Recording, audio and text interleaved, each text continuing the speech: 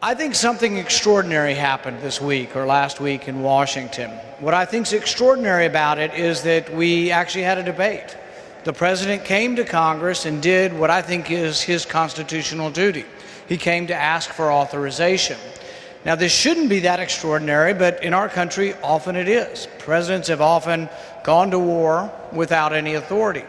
Now, some will say, oh, but it's just a small war. It's not going to be a big war, just a little war. And then others will say, well, it's not really a war because there won't be boots on the ground. I guess really when the Japanese attacked us at Pearl Harbor, that wasn't war. You say that, well, heck no, that was World War II. Well, you're damn right it was World War II. We were attacked with planes. The Japanese didn't paratroop in. We never saw a Japanese soldier, but we damn sure were at war with them. You don't have to have troops on the ground. It's not war only if you have troops on the ground. But it was an extraordinary thing. We actually had a debate, and even more extraordinary, Congress debated, the pundits debated, the people debated, and the people said, hell no. We don't see an American interest.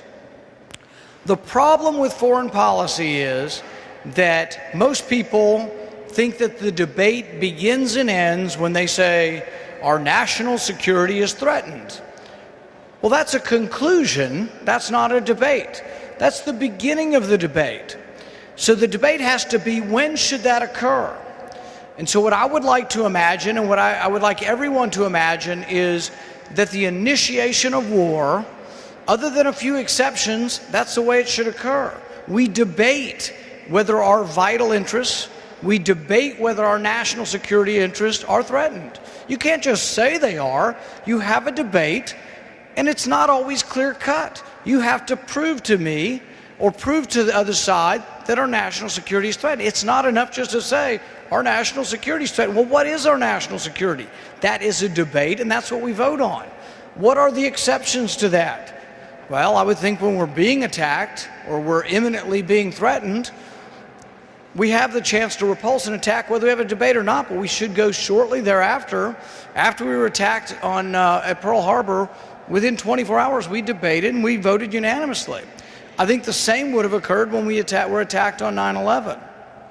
But because in Syria we're not quite clear who the good guys and who the bad guys, or which of the bad guys are the worst bad guys is probably a better way to put it, we ought to have a debate. Is our American interest? Is there an American interest? Is there an American ally? And I've asked these questions. If we bomb Assad, are the chemical weapons more or less likely to be used? I think it's an honest debate. I really don't know, and nobody knows the answer, but what are the chances that chemical weapons get used on Tel Aviv? I frankly think they're a greater chance if we bomb Assad than not. What are the chances that the chemical weapons fall into the hands of Al-Qaeda or the terrorists? More or less if we bomb Assad and destabilize him? I think more.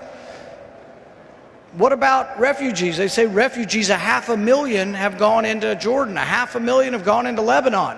I ask the question, if we bomb Assad, are there going to be more refugees or less refugees? I think they'll double and triple. The whole damn country will flee when we start bombing. So I think that there is really a debate that should occur.